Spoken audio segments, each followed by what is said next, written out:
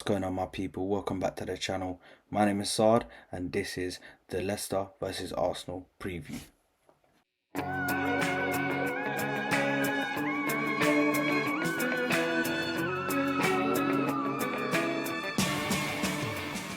Yes, my people. Welcome back.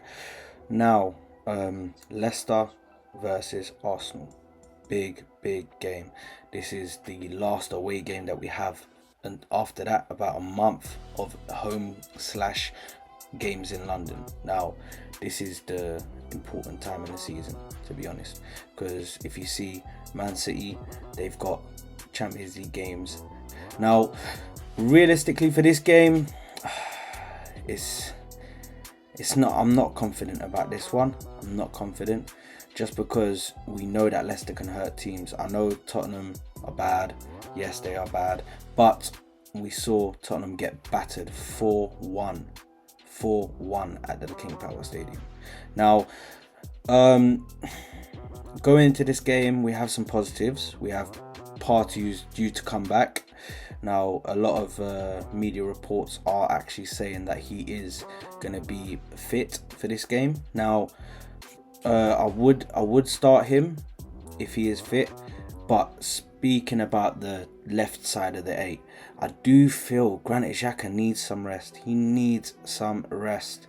Now, I've been on the fence a bit, to be honest, because part of me wants VIEIRA to start in that left 8 position, but part of me also wants to try Jorginho in that left 8 position. Hopefully see what he can do in that left 8 position if he plays more of an attacking slash playmaker kind of role. We've seen that since Jorginho has actually come into the team. He's putting in through balls through the middle, trying to get the players through in behind and stuff like that. So I do feel like there's many options that we can go with. Zinchenko, it looks like, is going to be staying in the team after his goal in the last game. I don't see him being dropped, honestly. But Nketiah, we need to speak about Nketiah, because this is, I think, a good run of games now. A good run of games where he hasn't scored. He's been off the paces a bit, been ran rugged out there. And it's not looking good for Nketiah at the moment. It looks like he's really low on confidence. And if you look back to the Man United game, and when he was playing and looking like he was flying, he was confident on the ball, able to take his chances. But now he just looks like he's out of the running. Now I would like to see Trossard really play in that kind of false 9 kind of role. If you look at possibly starting Trossard in that role, we've seen him do it at Brighton countless amounts of times. He's been playing in that false 9 kind of position. Gabriel Jesus is looking really positive at the moment in regards to coming back. Now, I wouldn't rush him, to be honest, because if you look at the history of knee injuries, if you bring a player back too soon, we've seen it in the past. We've seen with R9, he came back for that game and he just completely obliterated his knee in that game. I think he played like 30 minutes and then he literally went down and couldn't play anymore, and then he was out for a year and a half. We have to take caution when it comes to bringing back Jesus. I'd say maybe bring him in for some of the home games that we have, such at Everton and Crystal Palace, the kind of home games that where he can play maybe 10-15 minutes just to get used to playing again, because he has been out for about 2.5 months now. Bukayo Saka, this guy, I cannot wait to see him sign this new contract. Honestly, we've had reports that there is a agreement verbally in place, over the moon about it, but I'm not gonna get excited until he signs on the dotted line, because there's been so many times where I've seen players agree in principle, but then something's just happened and the talks have broken down and it just doesn't get done. So at the moment I'm happy, but I'm also keeping my happiness to a limit until he finally signs on the dotted line and I see that it's confirmed and I see that Edu and Mikel Arteta are standing next to him. Then I know it's fully confirmed. Now my starting lineup. Let me go on for my starting lineup for this game. So in goal, Ramsdale, of course. Right back, I would go back to Ben White. Revert back to Ben White. We've seen Tomiyasu come in. Unfortunately, he made mistakes in the Man City game, but hopefully he can try and work his way back. Maybe he can play in some of the Europa League games that we might have in the future. But for now, I would stick with Ben White. Centre backs, same as always. Saliba, Gabriel, dynamic duo, the wall. So I'm going to keep them in their place. Left back, Zinchenko. I did want to see Tierney hopefully get a run in every now and then, but it looks like it's not happening. I don't know whether Mikel Arteta is trying to save him for Europa League games. I'm not sure.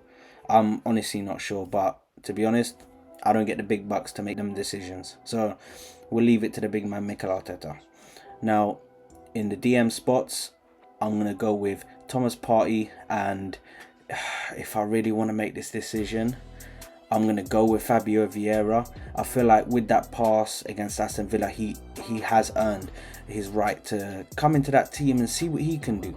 See if he can add a little spark into the attack. We've seen him. He can shoot. He can score goals. He can really go at the defensive line of the opposing team. So we've seen it happen before. Now I would go with him for that left 8 spot, and hopefully he can do a job for us. Attacking mid would be Ødegaard, as always, the captain, the skipper. Now left wing, right wing and striker.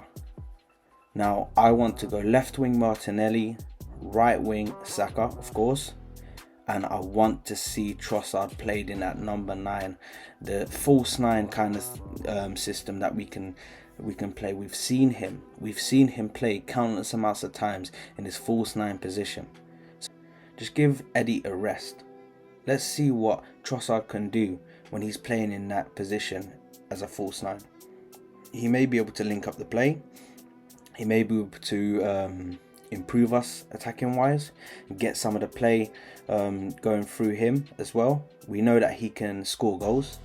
We know that he's very accurate with his shots and he's confident in his shots. So there's no harm in just trying to put him into that false 9 position, seeing what he can do through the middle. It's not a massive risk, if you ask me, to be honest, people. Now I'm hoping that we can go with that team. It will be a very competitive team, but Leicester are no joke. So we do need to take this game seriously. We do need to get back winning consistently. So a win would be good. My prediction for this game, I would say we'll probably win 2-1, but it won't be easy because we've seen before against Man United, Leicester in that first 20 minutes, they looked dangerous. And if it wasn't for David De Gea saving Man United, they would have been 2-0 down. So we have to look at it like this. Yes, we can go into the game confident, but we can't go into the game and sleep. That's the main thing. Don't go into the game and think you've won it already, because you haven't. Anytime a team goes in and they think they've won it already, we've seen it before. Teams like this, they'll hit you, they'll leave you surprised, and they'll leave you thinking, what the hell has just happened? You have to capitalize and you have to go in there thinking this is 3 points. But don't be going in there thinking that you're just going to go and play through them with ease. You have to be wary of any opponent in the Premier League, because Premier League clubs, all of them, we've seen this. Man City against Nottingham Forest. Who thought that Forest would even be able to get a point against Man City? But they still done it. So we have to go in and make sure that we're taking our chances, make sure that we're creating chances, and making sure that we're confident on the ball. That's the main thing. But listen, people, man, I really hope that we can win this game, and it's looking positive at the moment.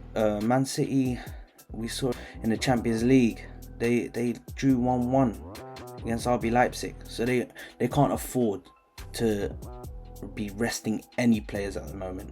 They literally cannot afford to rest any players at the moment, and they have to go in full strength. So guys, that's it for my match preview for Leicester versus Arsenal. Please let me know down below what you lot think and what you lot would change. Let me know what your starting 11s might be. You might have a different starting 11 to me, and just give me some reasons. Let me know what you lot think down below.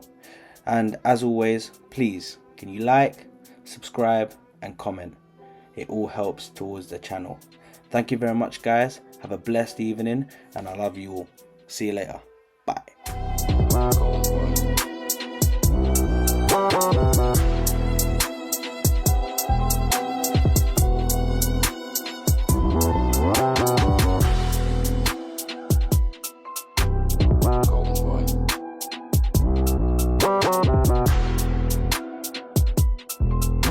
Bye.